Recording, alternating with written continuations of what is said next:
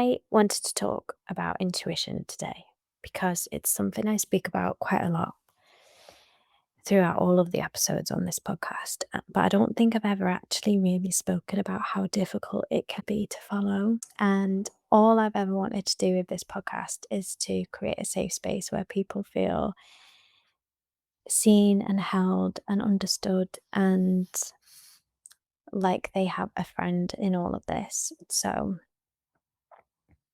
yeah, we often talk about intuition in this really romanticized way, don't we? Like it's this beautiful inner voice that gently guides you towards the life you're meant to live. And sometimes it is like that, absolutely. But what people don't really talk about is that intuition can also be incredibly disruptive. Because sometimes your intuition starts whispering something to you that doesn't quite fit with the life that you've already built. And sometimes it doesn't quite fit with what you want. You might be going about your life, everything might look fine on the surface and everything might make sense logically, and yet there's this quiet feeling somewhere inside you that something isn't quite right. Nothing dramatic has necessarily happened, but there's a knowing, and that knowing can be really uncomfortable because intuition rarely arrives with a full explanation or a step by step plan of what to do next. It's usually much subtler than that. Sometimes it's barely even there. Sometimes it's a small thought that keeps returning over and over. Sometimes it's just a feeling in your body. Sometimes it's a sense that something in your life is no longer aligned and no longer fits in the way that it once did, which can be really sad. And the strange thing is that the mind often tries to override that feeling immediately. The mind says things like, that doesn't make sense. You're overthinking. Everything's fine. Why would you want to change this now? And so there can be this quiet conflict between what your mind is telling you and what something deeper inside you seems to know. I've spoken about this before. The mind is very logical, isn't it? It wants safety and predictability and explanations. It's the ego. But intuition doesn't work like that. Intuition doesn't shout, it doesn't argue, it doesn't try to convince you. It just quietly exists. And even if you ignore it for a while, it tends to keep appearing in small ways until you eventually have to acknowledge that it's there. Honestly, if you've ever experienced that before, it's amazing, isn't it? It's amazing that we have this compass within us that does that for us until we listen. But one of the hardest things about intuition is that following it can sometimes mean making choices that don't make sense to other people. Sometimes intuition tells you to move away from something that looks perfectly good from the outside, a job, a path, a relationship, a version of yourself. And when that happens, other people might not understand.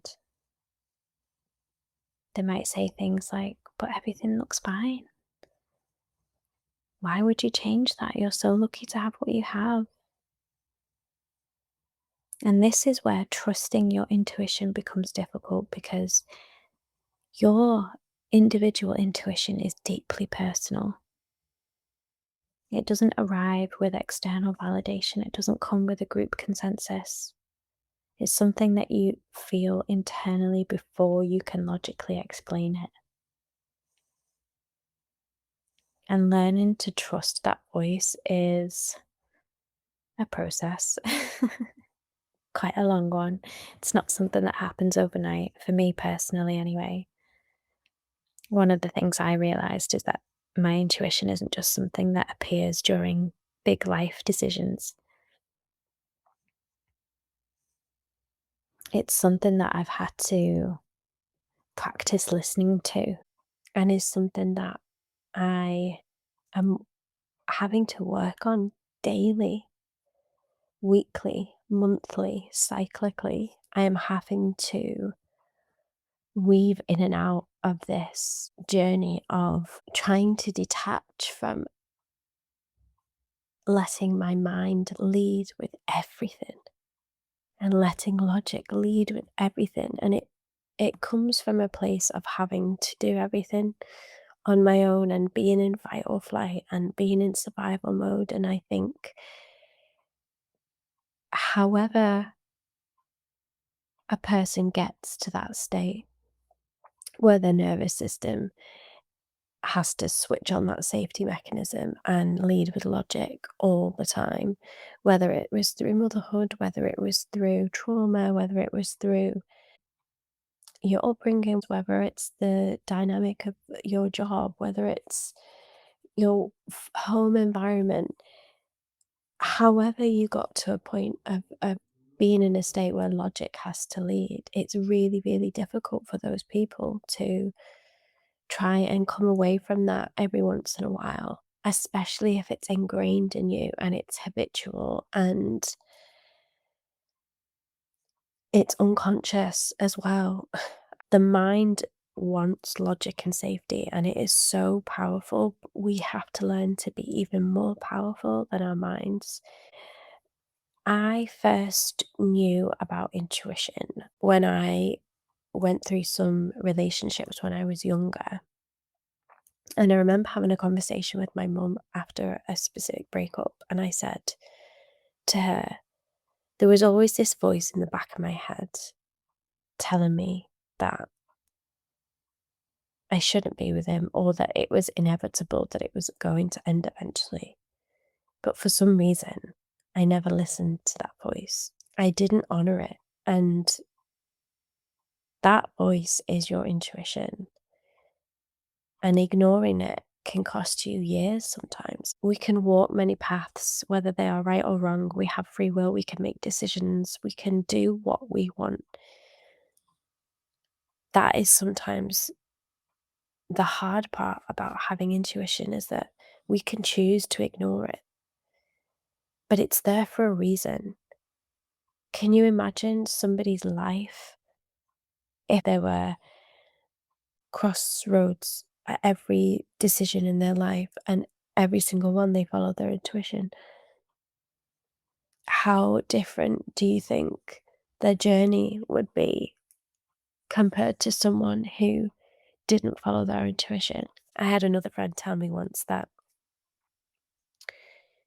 you will always end up where you're meant to, but if you don't listen to your intuition, it's just going to take you even longer to get there.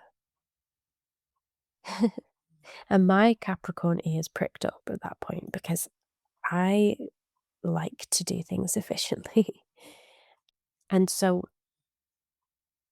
why put yourself through more struggle, in my eyes, to get to the very same place? But to do that, you have to sometimes steer away from what you thought was right with the utmost trust that it's not what you thought it was going to be, maybe, but that's okay. And that takes courage. There's a courage in listening to your intuition. It's the bravest thing you can do. One thing I've started doing actually quite recently that might help you is really simple but surprisingly helpful. So when I write my to-do lists for the day or the week, sometimes I'll write next to each task whether it feels aligned with me or whether it's just simply an obligation, whether it's something that I want to do for myself or whether it's a responsibility, because we all have obligations and responsibilities that we have to show up for. That's fine.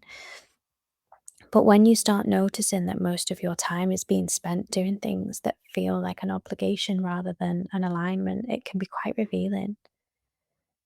So I'll rearrange my to-do list in order of who it suits.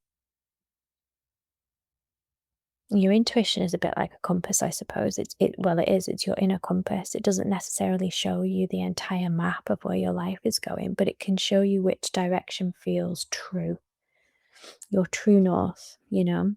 And when that compass is constantly pointing somewhere different to the direction that you are moving in, that's usually worth paying attention to.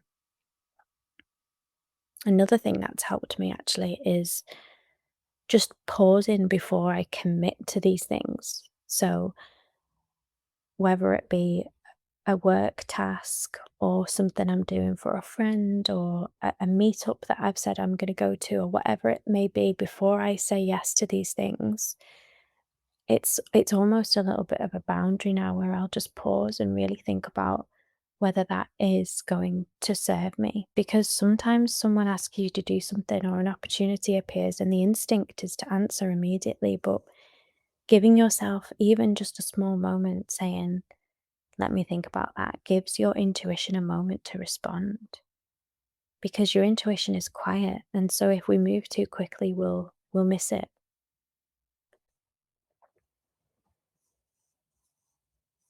And also, while we're on the topic of to do lists and helpful tips, something else that I do, which might be beneficial, is creating space in my week where nothing is planned and I have no responsibilities. And that might sound simple, but it's actually quite powerful because if every single moment of your life is scheduled and organized and filled with tasks, then there isn't much room for your intuition to guide you. But when you allow yourself time where you can simply say, what do I feel like doing right now? I have nowhere to be. I have nothing to do. I'm not obliged. What do I feel like doing right now? You start to notice the difference between something that energizes you and something that drains you. You can even practice listening to your intuition in really small ways, like little intuition exercises. Asking yourself what you actually feel like eating for dinner instead of going with the grain or going with what everybody else wants. And listening to the first response that comes up rather than automatically defaulting to habit. Or noticing if you have a feeling about something before it happens. So many people have this gift, these premonitions. Sometimes your body already knows things before your mind catches up. And those small moments help you recognize the difference between intuition and overthinking.